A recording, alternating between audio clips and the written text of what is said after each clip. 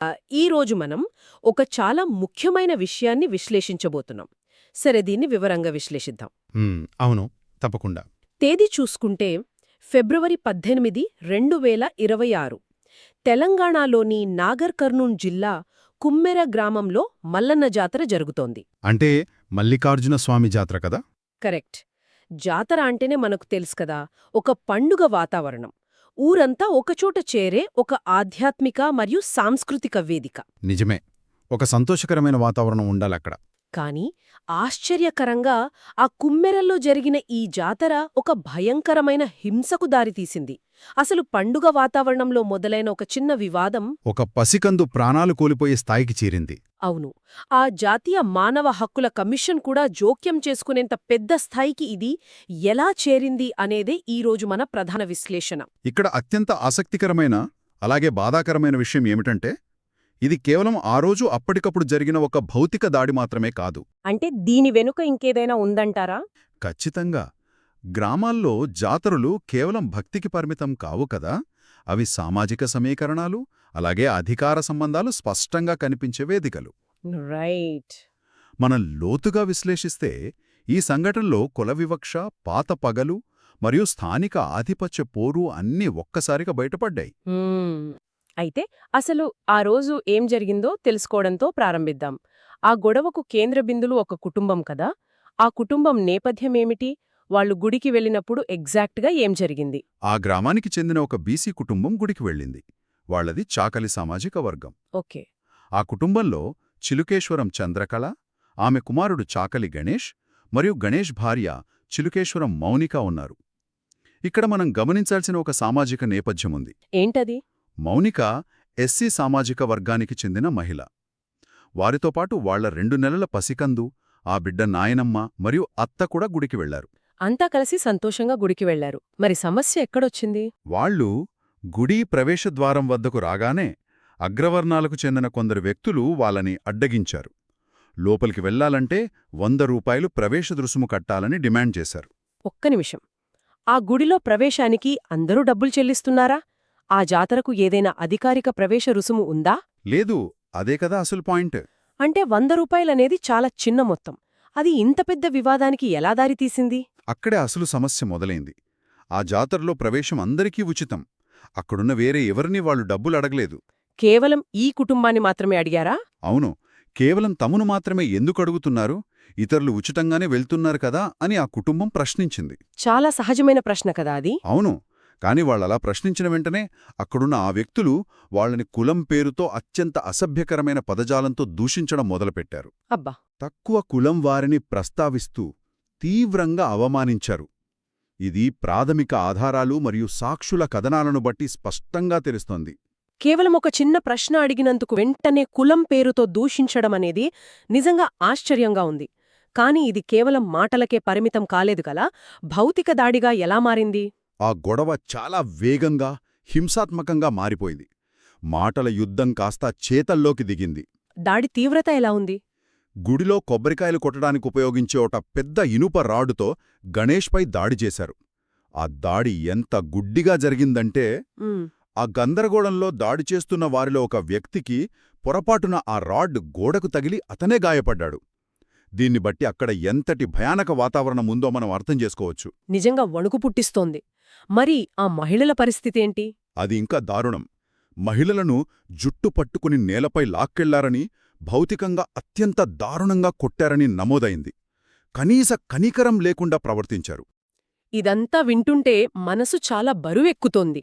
ముఖ్యంగా ఆ సమయంలో ఆ 2 నెలల పసికందు పరిస్థితేమిటి? ఇంత గందరగోళం మధ్య ఆ చిన్నారి ఎలా గాయపడింది? ఈ మొత్తం విశ్లేషణలో అత్యంత కంటతడి పెట్టించే ఘట్టమిదే.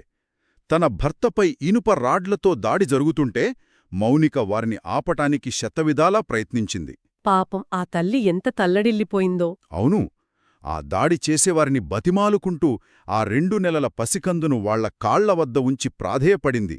దయచేసి నా భర్తను వదిలేయండి అని వేడుకుంది. అయ్యో, అయినా వాళ్లు కనికరించలేదా? లేదు. ఆ తోపులాటలో, ఆ రాక్షసత్వంలో ఆ బిడ్డ కింద పడిపోయింది. ఆ గందరగోళంలో ఆ పసికందుకు తీవ్రమైన గాయాలయ్యాయి. ఒక పసికందు ఉందన్న కనీస స్పృహ కూడా లేదా వాళ్లకి? మనుషులేనా అసలు? కోపం మరియు ఆ కులాహంకారం వాళ్ల కళ్ళు మూసేసింది. కనీసం మానవత్వం కూడా లోపించిందా క్షణంలో. సరే, ఆ భౌతిక దాడి అక్కడితో ఆగిందా? ఆ తర్వాత ఆ కుటుంబం ఊరు నుంచి బయటకు ఎందుకు వెళ్లాల్సొచ్చింది? వాళ్ళేమైనా తరిమేశారా? దాడి తర్వాత కూడా పరిణామాలు ఆగలేదు. ఆ కుటుంబం వద్ద ఉన్న బంగారు చెవిదిద్దులు, వెండి గాజులు లాక్కున్నారు. అంతేకాదు, వాళ్ల మొబైల్ ఫోన్ను కూడా లాగేసుకున్నారు. మొబైల్ ఎందుకు లాక్కున్నారు? ఎవరికైనా ఫోన్ చేసి చెప్తారానా? ఖచ్చితంగా అదే కారణం. వాళ్ళు ఎవరికీ సమాచారం ఇవ్వకుండా, పోలీసుల సహాయం అడగకుండా చేయడానికి చేసిన ప్రయత్నమది. దారుణం. అంతటితో ఆగకుండా మళ్లీ ఊళ్ళోకొస్తే ఇల్లు కూలగొడతామని తీవ్రంగా బెదిరించారు. ఆ బెదిరింపులకు భయపడి ఆ కుటుంబం ప్రాణాలు అరచేతిలో పెట్టుకుని నాగర్ కర్నూల్ పట్టణానికి పారిపోయింది. ఇవన్నీ వింటుంటే నాకొక పెద్ద సందేహం కలుగుతోంది. కేవలం 100 రూపాయల రుసుము గురించి అడిగినందుకు ఇంతటి మూకుమ్మడి దాడి, దోపిడీ, బెదిరింపులు జరుగుతాయా? అదే కదా. సాధారణంగా చూస్తే ఇది చాలా అసహజంగా కనిపిస్తోంది. ఒక చిన్న విషయానికి ఇంతటి క్రూరత్వం అవసరమా? దీని వెనుక ఇంకేదైనా పెద్ద కారణముందా? చాలా కరెక్ట్ పాయింట్ లాగారు. ఇక్కడే మనం దీని సామాజిక చరిత్రను విశ్లేషించాలి. మనం దీన్ని విశాల దృక్పథంతో చూస్తే ఈ 100 రూపాయల వివాదమనేది కేవలం ఒక నెపం మాత్రమే. అంటే అసలు కారణం వేరే ఉందంటారా? అవును, అసలు కారణం గతంలో జరిగిన ఒక సంఘటనలో ఉంది. ఈ కుటుంబాన్ని గతంలో తమ పొలాల్లో, ఇళ్లల్లో వెట్టిచాకిరీ చేయాలని అగ్రవర్ణాల వారు ఒత్తిడి చేశారు. వెట్టిచాకిరీనా? అవును, దానికి కుటుంబం ధైర్యంగా నిరాకరించింది. వెట్టిచాకిరీ అనేది ఒక తరతరాల అణచివేత వ్యవస్థ. దాన్ని ఎదిరించడమంటే గ్రామాల్లో పాతుకుపోయిన ఆ అధికార నిర్మాణాన్ని సూటిగా ప్రశ్నించడమే. అంటే వాళ్ళు ఎప్పుడైతే వెట్టిచాకిరీకి నిరాకరించారో అప్పుడే ఈ కక్ష మొదలైందన్నమాట. ఖచ్చితంగా అప్పుడే ఒక రకమైన సామాజిక బహిష్కరణ మొదలైంది. ఆ పాతకక్షే, ఆ రగిలిపోతున్న అహంకారమే ఈ జాతరలో 100 రూపాయల సాకుతో ఇంతటి తీవ్రమైన దాడిగా బయటపడింది. 2026లో కూడా ఇంకా వెట్టిచాకిరీ ఆనవాళ్లు ఉండటం, దాన్ని ఎదురిస్తే ఇలాంటి భయంకరమైన పరిణామాలు ఎదుర్కోవడం నిజంగా వ్యవస్థాగత వైఫల్యాన్ని ఎత్తిచూపుతోంది. అవును, చాలా దురదృష్టకరం. అయితే ఫిబ్రవరి 21న ఆ గాయపడిన పసిగందు మరణించడం ఈ కేసును పూర్తిగా మార్చేసింది. ఆ పసిప్రాణం పోవడం జీర్ణించుకోలేని విషయం. దీనిపై పోలీసుల దర్యాప్తు, చట్టపరమైన చర్యలు ఎలా ముందుకు సాగాయి? ఆ బిడ్డ మరణంతో కేసు తీవ్రత ఒక్కసారిగా చాలా పెరిగిపోయింది. మొదటి దశలో నాగర్ కర్నూల్ పోలీసులు నూతన నేర చట్టాలైన బిఎన్ఎస్ అంటే భారతీయ న్యాయ సంహిత మరియు బిఎన్ఎస్ఎస్ అంటే భారతీయ నాగరిక్ సురక్షా సంహిత కింద కేసు నమోదు చేశారు. ఈ కొత్త చట్టాల గురించి మనం కాస్త వివరంగా చెప్పుకోవాలి. అవును, పాత ఐపీసీ స్థానంలో వచ్చిన బిఎన్ఎస్ కింద అనుమానాస్పద మృతి, ఉద్దేశపూర్వక అవమానం మరియు గాయపరచడం లాంటి ప్రాథమిక సెక్షన్లను పోలీసులు ముందుగా నమోదు చేశారు. ఓకే. ఇక దర్యాప్తు ప్రక్రియ అంతా కూడా పాత సిఆర్పిసి స్థానంలో వచ్చిన బిఎన్ఎస్ఎస్ నిబంధనల ప్రకారం మొదలైంది. కాని ఆ తరువాత కేసులో కొన్ని కీలక మార్పులు జరిగాయి కదా. మౌనిక ఎస్సీ సామాజిక వర్గానికి చెందిన మహిళ అని నిర్ధారణ అయిన తర్వాత చట్టపరంగా కేసు స్వరూపం ఎలా మారింది? అవును, మౌనిక సామాజిక వర్గం నిర్ధారణ అయిన వెంటనే పోలీసులు కేసులో ఎస్సీ ఎస్టీ అట్రాసిటీ చట్టాన్ని జోడించారు. అంటే ప్రివెన్షన్ ఆఫ్ అట్రాసిటీస్ యాక్ట్ కదా? కరెక్ట్. దాంతోపాటు పసికందు మరణం మరియు దాడి తీవ్రతను బట్టి హత్యాయత్నం సెక్షన్లను కూడా చేర్చారు. చట్టపరంగా ఈ మార్పు చాలా పవర్ఫుల్. ఎందుకని? ఎందుకంటే ఎస్సీ ఎస్టీ అట్రాసిటీ చట్టం కింద కేసు నమోదైతే నిందితులకు సాధారణంగా దొరికే ముందస్తు బెయిల్ అవకాశాలు దాదాపు మూసుకుపోతాయి. ఓహో.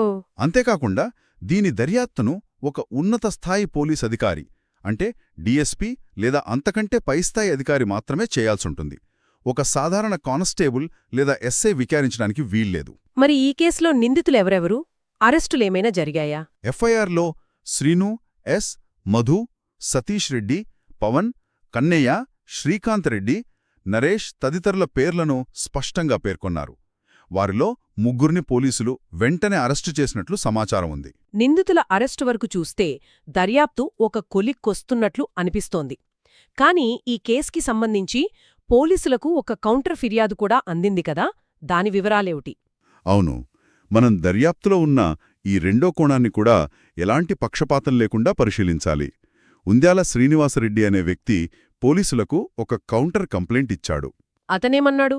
ఆ ఫిర్యాదులో గొడవ జరిగిన సమయంలో గణేష్ మరియు అతని బంధువులు కూడా తమపై రాళ్లతో దాడి చేశారని, అందులో తను గాయపడ్డానని అతను ఆరోపించాడు.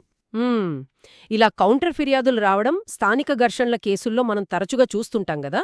వాస్తవానికి పోలీసులకు ఇదొక పెద్ద సవాలు. ఖచ్చితంగా. ఇప్పుడు పోలీసుల ముందున్న అతిపెద్ద టాస్క్ ఏమిటంటే శాస్త్రీయ ఆధారాలు, మెడికల్ రిపోర్ట్లు మరియు ప్రత్యక్ష సాక్షుల విచారణ ద్వారా అసలు దాడి ఎవరు ప్రారంభించారు, ఆత్మరక్షణ కోసం ఎవరు ప్రయత్నించారనేది నిర్ధారించడం. చట్టపరమైన దర్యాప్తు ఒకవైపు ఇలా సాగుతుంటే ఈ సంఘటన కేవలం కుమ్మెర గ్రామానికి మాత్రమే పరిమితం కాలేదు. స్థానిక స్థాయిని దాటి రాష్ట్ర జాతీయ స్థాయికి ఎలా వెళ్ళింది? ప్రారంభంలో దర్యాప్తు కాస్త మందగుడిగా సాగుతోందని, నిందితులను రక్షించే ప్రయత్నం జరుగుతోందని బాధిత వర్గాల నుండి తీవ్రమైన ఆరోపణలు వచ్చాయి. అవును, ఆ సమయంలో నిరసనలు కూడా జరిగాయి కదా. అవును. నాగర్ కర్నూల్ ప్రభుత్వ ఆస్పత్రి వద్ద ధమ్మ సమాజ్ పార్టీ నాయకులు, ముఖ్యంగా వి శివమహారాజ్ ఆధ్వర్యంలో పెద్ద ఎత్తున నిరసనలు జరిగాయి.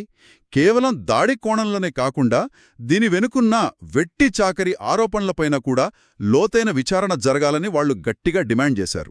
ఈ ఆందోళనల వల్లే కదా ఈ వార్త రాష్ట్రస్థాయి నాయకుల దృష్టికి వెళ్ళింది. ఎగ్జాక్ట్లీ. రాజకీయంగా పలువురు ప్రముఖులు వెంటనే స్పందించారు. తెలంగాణ జాగృతి అధ్యక్షురాలు, మాజీ బీఆర్ఎస్ నాయకురాలు కల్వకుంట్ల కవిత స్వయంగా మౌనికకు ఫోన్ చేసి ధైర్యం చెప్పారు. అంతేకాకుండా ఆమె స్థానిక ఎస్పీతో నేరుగా మాట్లాడి కఠిన చర్యలు తీసుకోవాలని డిమాండ్ చేశారు. మరి ఇతర సంఘాలు లేదా నాయకులు ఎలా స్పందించారు? బీసీ కమిషన్ చైర్మన్ నిరంజన్ గారు దేవాదాయ శాఖ కమిషనర్కు ఒక లేఖ రాశారు. ఒక ప్రభుత్వ పరిధిలో ఉన్న లేదా పర్యవేక్షణలో ఉన్న గుడిలో ఇలా చట్టవిరుద్ధంగా డబ్బులు ఎలా వసూలు చేస్తున్నారు, దీని వెనుక ఉన్న వ్యక్తులెవరో అనేదానిపై సమగ్ర విచారణ జరగాలని ఆయన కోరారు. ఇది చాలా వ్యాలిడ్ పాయింట్. ప్రభుత్వ గుడిలో ప్రైవేట్ వ్యక్తుల వసూళ్లేంటి అసలు? అదే కదా. అలాగే మాజీ మంత్రి వి శ్రీనివాస్ గౌడ్ నేరుగా తెలంగాణ డీజీపీని కలిసి దర్యాప్తు వేగవంతం చేయాలని విజ్ఞప్తి చేశారు. ఇవన్నీ దర్యాప్తు అధికారులపైన ఒక జవాబుదారీతనాన్ని పెంచుతాయి. ఈ స్థానిక మరియు రాష్ట్రస్థాయి పరిణామాలతో పాటు జాతీయ మానవ హక్కుల కమిషన్ కూడా ఈ కేసును తీసుకుంది. ఎన్హెచ్ఆర్సీ ఇలాంటి కేసుల్లో ఎందుకు జోక్యం చేసుకుంటుంది? ఇది ఒక ముఖ్యమైన ప్రశ్నను లేవనెత్తుతోంది. ఎన్హెచ్ఆర్సీ సుమోటోగా, అంటే ఎవరు నేరుగా వెళ్లి ఫిర్యాదు చెయ్యకపోయినా వార్తాపత్రికలు, నివేదికల ఆధారంగా తానే స్వయంగా కేసు నమోదు చేసింది. అలా కూడా చెయ్యొచ్చా? అవును. ఎన్హెచ్ఆర్సీ ప్రధానంగా చూసేది పోలీసుల మరియు స్థానిక యంత్రాంగం వైఫల్యముందా లేదా అని. ఒక అణగారిన వర్గానికి చెందిన కుటుంబంపై దాడి జరుగుతున్నప్పుడు అధికార యంత్రాంగం నిర్లక్ష్యంగా వ్యవహరించిందా అనేది వాళ్లు విచారిస్తారు. అంటే ఇది స్థానిక పోలీసులకు ఒక వార్నింగ్ లాంటిదా? ఖచ్చితంగా. ఇది రాష్ట్ర ప్రభుత్వానికి, పోలీసులకు ఒక స్పష్టమైన సందేశం. దర్యాప్తులో ఎలాంటి లోపాలున్నా జాతీయ స్థాయిలో సమాధానం చెప్పాల్సి ఉంటుందని. ఇది కేసును నీరుగార్చకుండా ఆపుతుంది. ఇదంతా చూశాక అసలు అర్థం చేసుకోవాల్సిన విషయమేమిటంటే, కుమ్మెర గ్రామంలో మల్లన్న జాతర సందర్భంగా మొదలైన 100 రూపాయల వివాదం, దాని వెనుక ఉన్న ఆ చీకటి వెట్టి చాకిరీ చరిత్ర. అవును, అది దారితీసిన తీవ్రమైన భౌతిక దాడి, ఆ క్రమంలో లోకం తెలియని 2 నెలల పసికందు మృతి చెందడం మనం చూశాం. ఆ తర్వాత చట్టపరమైన దర్యాప్తులు, నిరసనలు, ఇవన్నీ ఒక సామాజిక రుగ్మత ఎంత సంక్లిష్టంగా మారుతుందో మనకు తెలియజేస్తున్నాయి. పండుగలు, జాతరలంటే సాంస్కృతిక వేదికలు. అవి మనుషుల మధ్య ఐక్యతకు మారుపేరుగా నిలవాల్సింది పోయి పాత కుల పక్షపాతాలకు, హింసకు ఇలా వేదిక అవుతుండటం నిజంగా చాలా ఆవేదన కలిగించే విషయం. కరెక్ట్. సమానత్వం, మానవత్వం అనేవి కేవలం పుస్తకాల్లో రాసుకునే అలంకార పదాలు కాకూడదు. అవి ప్రతిరోజూ మన ఆచరణలో ఉండాల్సిన ప్రాథమిక అవసరాలు అని ఈ సంఘటన మరోసారి నొక్కి చెబుతోంది. మనం ముగించే ముందు ఒక లోతైన ఆలోచనను పరిశీలిద్దాం. ఒక్కసారి గమనిస్తే దశాబ్దాల క్రితం ఇలాంటి మారుమూల గ్రామాల్లో జరిగిన అణిచివేతగాని, దాడులుగాని ఆ ఊరి పొలిమేరలు దాటేవి కావు. ఎవరికీ తెలిసేది కాదు. అవును, అక్కడే అణిచివేసేవాళ్లు. కాని ఈరోజు ఈ సంఘటన జరిగిన కొద్ది గంటల వ్యవధిలోనే రాష్ట్ర రాజధానికి, అక్కడ్నుండి ఢిల్లీలోని జాతీయ మానవ హక్కుల కమిషన్ వరకు చేరింది. దీనికి ప్రధాన కారణం సాంకేతికత, ముఖ్యంగా ఈ స్మార్ట్ఫోన్లు మరియు డిజిటల్ కనెక్టివిటీ. ఇది చాలా చాలా ఆసక్తికరమైన కోణం. ఎప్పుడైతే ఆ కుటుంబం నుండి మొబైల్ ఫోన్ లాక్కున్నారో అది సమాచారాన్ని ఆపేయాలనే ఒక పాతకాలపు ఆలోచన విధానం. ఎగ్జాక్ట్గా. ఫోన్ లాక్కుంటే ప్రపంచానికి తెలియదనుకున్నారు. కాని ఈ డిజిటల్ యుగంలో ఆధిపత్య వర్గాలు ఇకపై చీకట్లో తమ అకృత్యాలను దాచలేవు అనడానికి ఈ ఘటనే పెద్ద సాక్ష్యం. సాంకేతికత అనేది కేవలం మన కంఫర్ట్ కోసమే కాదు, సమాజంలో శతాబ్దాలుగా వేళ్లూనుకుపోయిన అణచివేతన ప్రశ్నించే ఒక ఆయుధంగా మారుతోంది. నిజమే. సాంకేతిక ఆర్థిక పరంగా ప్రపంచం ఎంతో వేగంగా ముందుకు దూసుకుపోతున్న ఈ కాలంలో మనం ఎన్నో అద్భుతాలు సాధిస్తున్నాం. కాని మరోవైపు ఇంకా ఆ పాత కులాహంకారాలు. అవును, కేవలం 100 రూపాయల రుసుము మరియు ఆ అహంకారం 2 నెలల పసికందు ప్రాణాన్ని బలిగొనేంతగా మనుషులను అమానుషంగా ఎందుకు మారుస్తున్నాయి? చట్టాలు, కమిషన్లు వాళ్ల పని వాళ్ళు చేస్తాయి. కాని సామాజికంగా మన ఆలోచన విధానంలో రావాల్సిన మార్పు ఏమిటి అనేది ఎవరికి వారు ప్రశ్నించుకోవాలి. ఖచ్చితంగా. ఈ లోతైన ప్రశ్నను మనందరి మదిలో మెదిలేలా వదిలిపెడుతూ ఈ విశ్లేషణను ఇక్కడితో ముగిద్దాం. మరో ఆసక్తికరమైన అంశంతో మళ్ళీ కలుద్దాం. నమస్కారం. నమస్కారం.